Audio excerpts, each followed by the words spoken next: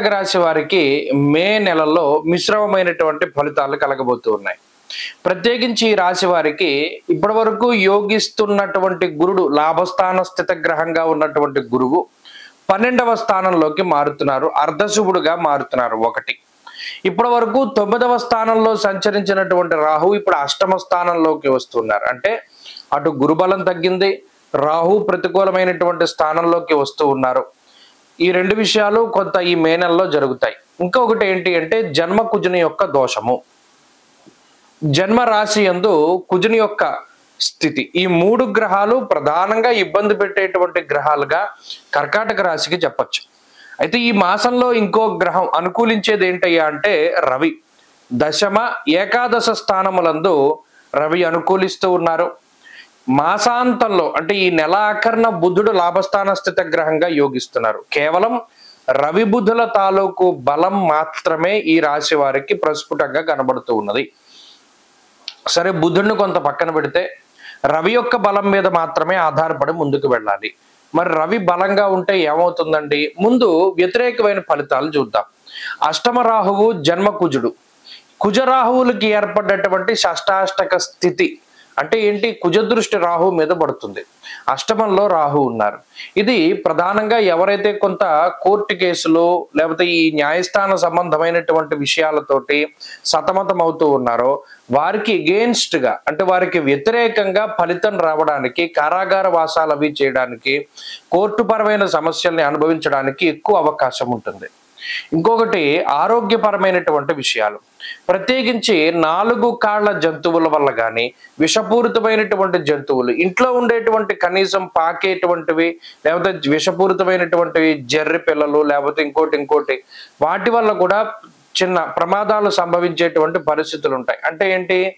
ఈ దోమలు కుడుతూ ఉండడం, లేకపోతే తినేటువంటి ఆహార పదార్థాల్లో బొద్దింకలు, చీమలు ఎక్కువగా కనబడుతూ ఉండడం, లేదా జర్రి, పాము, తేలు ఇటువంటివి ఎక్కువగా కనబడుతూ ఉండడం, కొన్ని సందర్భాల్లో అవి మనల్ని గాయపరచడం, ఇటువంటి వాటికి కూడా ఎక్కువ అవకాశం ఉంటుంది. విషపూరితమైనటువంటి జంతువుల వల్ల ఎక్కువ ఇబ్బంది కలుగుతూ ఉంటుంది. ఇది రాహు అష్టమంలో ఉన్నప్పుడు చాలా అప్రమత్తంగా ఉండవలసినటువంటి సూచన. రాహుపై కుజ దృష్టి కూడా ఉంది. అలాగే కాలినటువంటి గాయాలు, కోసుకున్నటువంటి గాయాలు, విద్యుత్తుకి సంబంధించినటువంటి గాయాలు అవడానికి కూడా ఈ గ్రహస్థితి ఎక్కువగా ఉపయుక్తంగా ఉంటుంది. వాటి ప్రకారంగా కూడా చాలా జాగ్రత్త చర్యలు తీసుకుంటూ ఉండాలి. అలాగే తినేటువంటి ఆహార పదార్థాలు అంటే ఏవైతే మనం ఆహారం తీసుకుంటున్నామో అవి ఎక్స్పైర్ అయిపోతూ ఉండడం, అంటే ఫుడ్ పాయిజన్ అవ్వడానికి, ఎక్స్పైర్ అయిపోయినటువంటి వాటిని తినడానికి, పాడైపోయినటువంటి ఆహారాన్ని భుజించి తద్వారా వచ్చేటువంటి అనారోగ్య సమస్యలను అనుభవించడానికి కూడా ఈ గ్రహస్థితి కారణమవుతుంది. అంటే ఈ మే నెల అంతా కూడా కేర్ తీసుకోవాల్సింది దేనిపైన అంటే హెల్త్ పరంగానే కేర్ తీసుకోవాలి.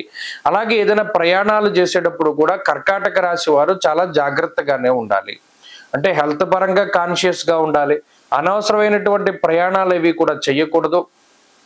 జాతకంలో దశాంతర్దశలు గనక బాగా లేకపోతే ఇది మరింత జాగ్రత్తగా ఉండవలసినటువంటి సమయం. ఖచ్చితంగా ఆయా గ్రహాలకి వేదోక్తంగా జపాలవి చేసుకోవాలి 100%.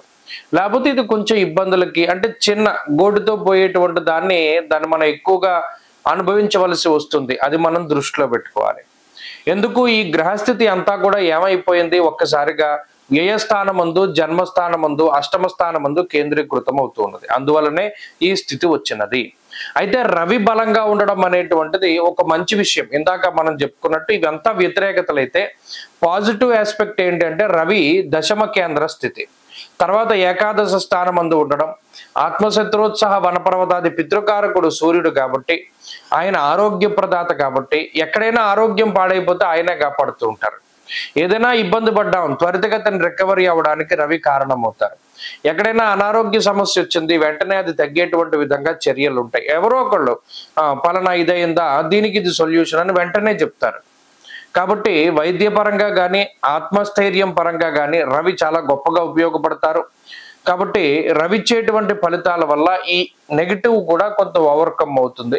అయితే జాగ్రత్త చర్యలు అవసరం. ఉద్యోగ వ్యాపారానికి సంబంధించి ఆర్థిక పరమైనటువంటి విషయాలన్నీ కూడా సానుకూలంగానే గోచరిస్తూ ఉన్నాయి. ప్రత్యేకించి చదువర్లకి ఇది మంచి మాసంగా చెప్పవచ్చును. మరి ముఖ్యంగా దూర ప్రాంతాల్లో నివసిస్తూ ఉన్నటువంటి వారు, దేశాంతరాలు దాటి వెళ్ళినటువంటి వారు, వీరందరికీ కూడా ఈ గ్రహస్థితి చాలా చక్కగా ఉపయోగపడుతుంది. కర్కాటక రాశి వారు ఈ మాసంలో మరిన్ని మంచి ఫలితాలు సాధించడానికి లక్ష్మీ నృసింహ కరావలంబ స్తోత్రం క్రమం తప్పకుండా పారాయణం చెయ్యాలి. ఇది చాలా ముఖ్యం. శంకర భగవత్పాదులు ఈ స్తోత్రాన్ని ఏ సిచ్యువేషన్ లో అయితే ఆయన పారాయణ చేశాడు, మనకి అదేటువంటి సిచ్యువేషన్ ఉన్నది. అందువల్లే లక్ష్మీ నృసింహ కరావలంబ స్తోత్రం చాలా ముఖ్యము. రెండవది సుబ్రహ్మణ్య ఆరాధన. ఈ రెండు క్రమం తప్పకుండా చేయగలిగితే ఈ చిన్నపాటి ఆరోగ్యపరమైనటువంటి సమస్యల నుండి బయటపడడానికి అవకాశం ఉంటుంది.